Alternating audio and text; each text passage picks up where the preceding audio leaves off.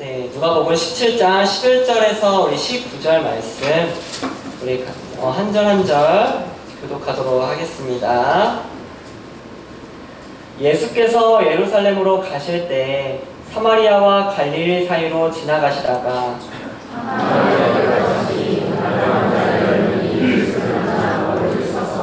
소리를 높여 이르되 예수 선생님이여 우리를 불쌍히 여기소서 하거늘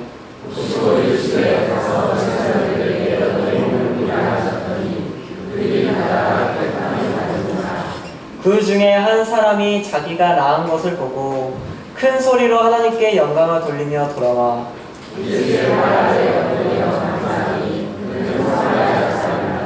예수께서 대답하여 이르시되 10사람이 다 깨끗함을 받지 아니하였느냐? 그 9은 어디 있느냐?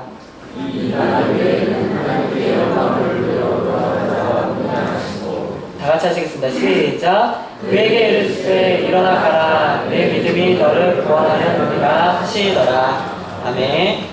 지금 이 시간에는 우리 이정아 담임 목사님께서 나오셔서 감사는 믿음이다라는 제목으로 말씀 증거하실 때 많은 은혜 받으시기 바라겠습니다.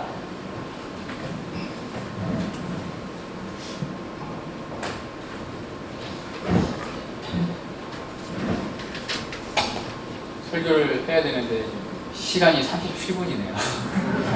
평소 때면 지금 거의 끝나는 시간인데 일부보다 좀 말씀을 짧게 나누도록 하겠습니다. 또 성찬식이 있어서요. 짧게 성찬식을 하도록 하겠습니다. 오늘은 감사는 믿음이다. 감사는 믿음이다라는 제목으로 하나님 말씀 증거하도록 하겠습니다. 오늘은 본문 강해 설교가 아니라 감사에 대한 주제 설교를 하도록 하겠습니다. 오늘 본문은 너무나 잘 아시는 내용입니다. 한 마을에 10명의 나병 환자가 있었습니다. 어느 날 예수님이 그 마을을 찾아가십니다.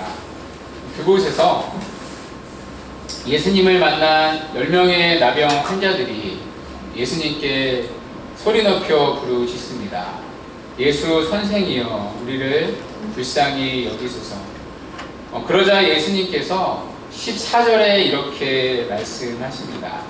가서 제사장들에게 너희 몸을 보이라. 다 아시다시피 이 당시 나병이 나오며 이 제사장에게 반드시 찾아가야 했습니다. 이 나병이 나았다는 것을 제사장에게 직접 보여주고 확인을 받아야 했습니다.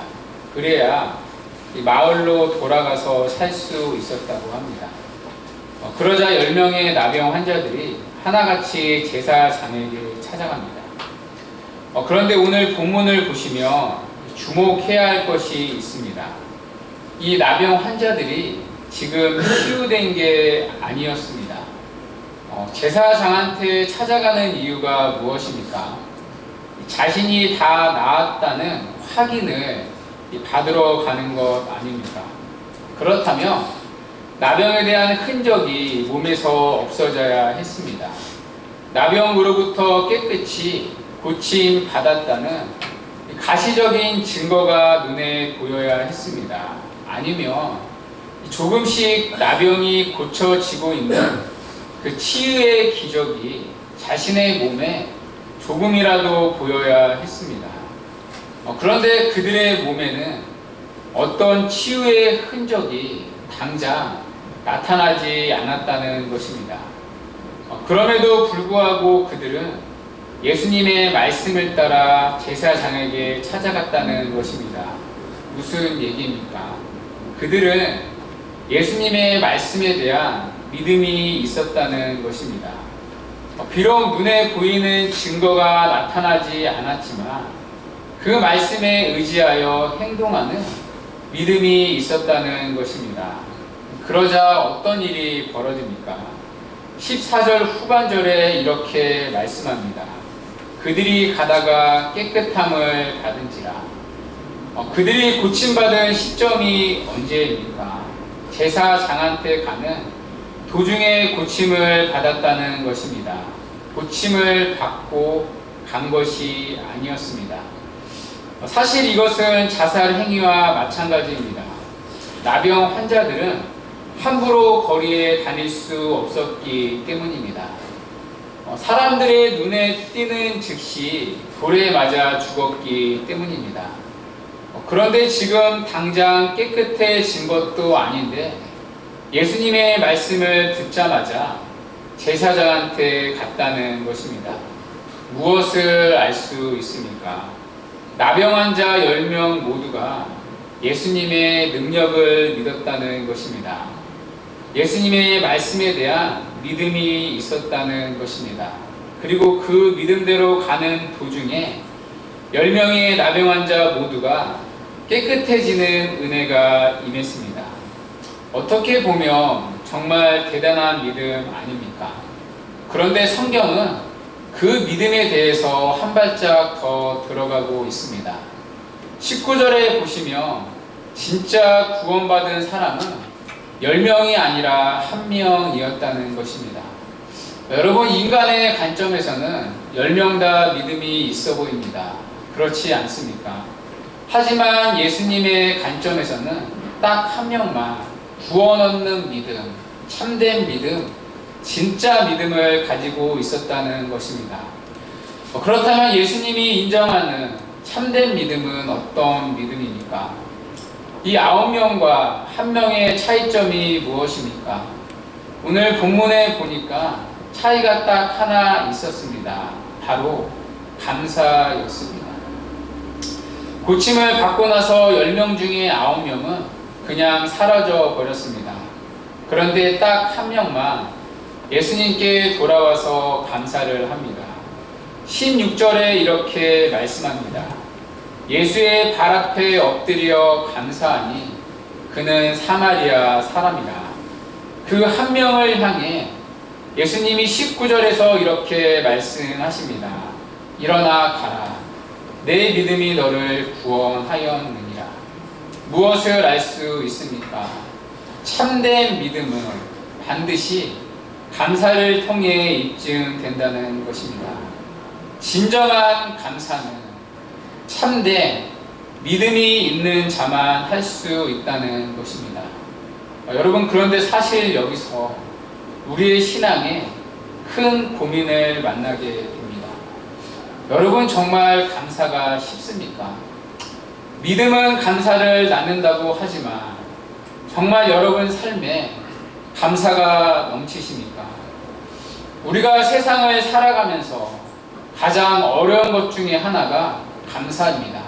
왜냐하면 성경이 요구하는 감사는 범사에 감사하는 것이기 때문입니다.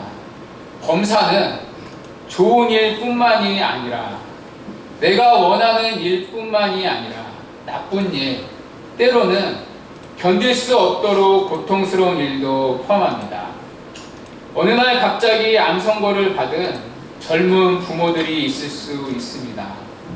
어느 날 갑작스럽게 교통사고로 자녀가 다치는 경우도 있을 수 있습니다. 얼마든지 우리에게는 원치 않는 일들이 일어납니다. 그렇다면 여러분, 솔직히 그 상황 속에서 여러분 진정한 감사가 있을 수 있습니까? 오늘이 추수감사 주일입니다. 올 한 해를 생각해 보십시오. 어떤 분들에게는 한 해 동안 감사할 일보다 불평한 일이 더 많을 수 있습니다.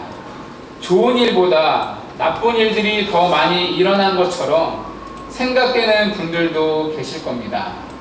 사실 감사 주일을 맞으면서도 감사보다 여전히 해결되지 않는 당장의 내 삶이 힘들어 힘에 겨워하는 분들도 계실 것입니다. 그럼에도 성경이 우리에게 요구하는 것은 무엇입니까? 잘 될 때의 감사가 아니라 내가 원하는 결과를 받았을 때의 감사가 아니라 범사의 감사입니다. 내가 원치 않는 상황 속에서 내가 겪고 싶지 않은 사건 속에서도 감사하라는 것입니다. 여러분, 이것이 정말 쉬운 명령입니까? 사실 저에게도 너무나 어려운 숙제와도 같은 명령입니다. 그렇다면 여러분, 그럼에도 불구하고 우리가 감사할 수 있는 이유는 무엇입니까? 어떻게 우리는 범사에 감사할 수 있습니까? 그 단서를 하나 찾을 수 있는 성경의 열쇠가 나옵니다. 시편 136편 1절인데요. 우리 다 같이 한번 읽어보도록 하겠습니다. 시작. 여호와께 감사하라. 그는 선하시며 위대하시니 영원하리로다. 아멘. 여러분, 시인이 하나님께 감사하는 이유가 무엇입니까? 자신의 상황 때문이 아니라 바로 자신이 믿는 그 하나님의 성품 때문이라는 것입니다. 그는 선하시며 그 인자하심이 영원하리로다. 먼저 시인은 하나님의 선하심을 고백합니다. 선하심은 히브리어로 토부입니다. 하나님은 선하시기 때문에 그분에게서 나오는 모든 것이 선하다는 너무나 놀라운 하나님의 성품입니다. 그래서 천지 창조를 기록한 창세기 1장에서 반복되는 단어가 무엇입니까? 하나님 보시기에 좋았더라. 여기서 좋았더라가 히브리어로 토부, 선하다라는 뜻입니다. 선하신 하나님이 만드셨기 때문에 그분께 지음받은 모든 것이 선할 수밖에 없다는 것입니다. 로마서 8장 28절은 이 하나님의 선하심을 특별히 하나님의 자녀에게 이렇게 적용합니다. 하나님을 사랑하는 자, 그 뜻대로 부르심을 입은 자들에게는 모든 것이 합력하여 선을 이루느니라. 하나님께서 우리에게 일어나는 모든 일들을, 그 범사를 허락하시는 이유가 무엇입니까? 토부, 선을 이루기 위해서라는 것입니다. 결국에는 하나님 당신의 영광과 우리의 영혼의 유익을 위해서 이 범사를, 이 일들을 허락하셨다는 것입니다. 선하신 하나님께서 그 무한하신 지혜와 능력으로 세상의 결과를 만드실 것을 알고 평안을 누리고 감사하라는 것입니다. 이 하나님의 선하심에 눈뜰 때 비로소 우리 안에 범사의 감사가 회복될 수 있다는 것입니다. 반대로 악한 마귀는 어떻습니까? 끊임없이 우리로 하여금 하나님의 선하심을 흔드는 것입니다. 여러분, 최초의 인간인 아담과 하하가 죄로 인해 무너진 이유가 이것 아닙니까? 하나님의 선하심을 불신하게 하는 것이었습니다. 마치 하나님이 동산나무의 모든 열매를 먹지 못하게 한 것처럼, 마치 하나님이 나에게 좀 덜 유익하게 만드시는 것처럼 하나님의 선하심을 의심하도록 만든 것이었습니다. 그 결과 아담과 하하가 하나님을 향해 믿지 못하고 타락한 것 아닙니까? 지금도 마찬가지입니다. 여러분, 우리가 왜 범사에 모든 일들에 대해 감사하지 못합니까? 사실 뿌리는 하나입니다. 하나님의 선하심에 대한 불신과 의심 때문입니다. 정말 하나님이 나를 선하게 인도하실까? 하나님이 이 일을 끝으로 나를 망하게 하고 나를 더 힘들게 고통 가운데 몰고 가는 것은 아닐까? 정말 우리의 가정의 그 일이, 우리 자녀를 향한 그 일이 정말 하나님의 선하심 가운데 있을까? 우리 인생을 향한 하나님의 선하심에 대해 믿지 못하기 때문입니다. 그 결과 우리는 범사에 하나님께 감사하지 못하는 것입니다. 그렇다면 여러분, 우리 안에 범사의 감사가 회복되기 위해 필요한 것이 무엇입니까? 우리의 모든 범사의 배후에 있는 하나님의 선하심에 대한 믿음의 회복이라는 것입니다. 여러분이 처해 있는 현실 가운데 두려움밖에 보이는 것이 없습니까?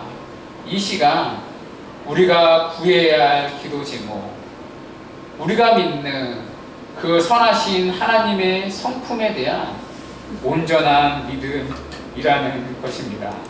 이 시간 성령 하나님께서 우리 가운데 믿음의 눈을 열어주셔서 범사에 선하신 하나님의 눈뜨는 은혜가 있기를 간절히 바랍니다.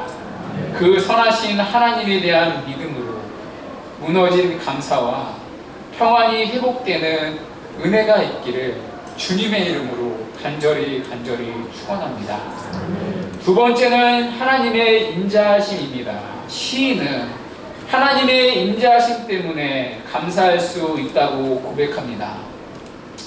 여기서 인자는 히브리어로 헤세드입니다. 헤세드는 주로 언약적 문맥 속에 쓰이는 말입니다. 언약 백성을 향한 그분의 변함없는 사랑, 한량없는 사랑을 의미합니다. 이것을 신약에서는 우리가 잘 아는 아가페라고 얘기합니다. 당신의 언약 백성을 끝까지 사랑하시는 그 사랑, 그 사랑이 바로 헤세드입니다. 특별히 이 헤세드는요, 이 변함없는 사랑은 하나님의 긍휼에 기초한 사랑입니다. 우리를 향한 하나님의 사랑, 우리를 향한 하나님의 불쌍히 여기신 그 긍휼은 결코 변하지 않는다는 것입니다. 여러분, 우리가 고난 가운데 그리고 수많은 일들 가운데 얼마나 많이 감사하지 못하고 하나님을 원망하고 불평합니까?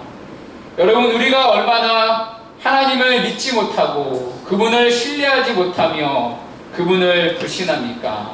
만약에 하나님께서 그런 우리의 죄에 따라서 우리를 대하신다면 어떻게 했습니까? 거룩하시고 공의로우신 하나님 앞에 우리 모두는 진노와 저주밖에 받을 것이 없는 비참한 인생들일 뿐입니다. 그러나 하나님은 오늘도 그런 우리에게 헤세드, 인자를 베풀어 주시는 것입니다. 믿음 없는 우리를 긍휼히 여겨 주시고 하나님의 선하심을 믿지 못하는 우리에게 긍휼을 베풀어 주시고 우리를 그럼에도 불구하고 끝까지 사랑해 주시는 것입니다. 그래서 우리로 하여금 다시 살아갈 힘을 주시고 우리를 생명의 길로 인도해 주신다는 것입니다. 여러분 가운데 마음 저 깊은 곳에서부터 범사의 감사, 참된 감사가 나오지 못하는 분들이 계십니까?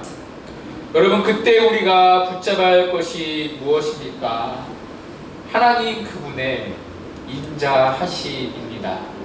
주여, 우리가 주님을 믿기를 원하나이다. 우리의 범사의 믿음 없음을 긍휼히 여겨 주시옵소서. 그 하나님의 긍휼하심이 무너진 우리의 믿음을 고쳐주시고 감사가 회복되기를 간절히 바랍니다. 말씀을 맺도록 하겠습니다. 성경이 말하는 감사는 범사의 감사입니다. 내게 주어진 모든 상황 속에서 감사하라는 것입니다. 그렇다면 여러분, 내가 원하지 않는 일들 속에서 내게 주어진 상황과 감사의 간극 속에 무엇이 있습니까? 거기에는 반드시 참된 믿음이 필요합니다. 하나님의 성품에 대한 온전한 신뢰, 선하신 하나님에 대한 온전한 성품에 대한 신뢰, 그리고 우리를 불쌍히 여기시는 하나님의 인자하신 하나님의 긍휼을 날마다 의지하는 것입니다. 추수감사주의를 맞이하여서 성령 하나님께서 우리 가운데 하나님의 성품에 대한 온전한 신뢰를 회복시켜 주시고, 그래서 범사에 감사할 수 있는 참된 감사가 고백되는 은혜가 있기를 주님의 이름으로 간절히 축원드립니다. 지금부터 성찬이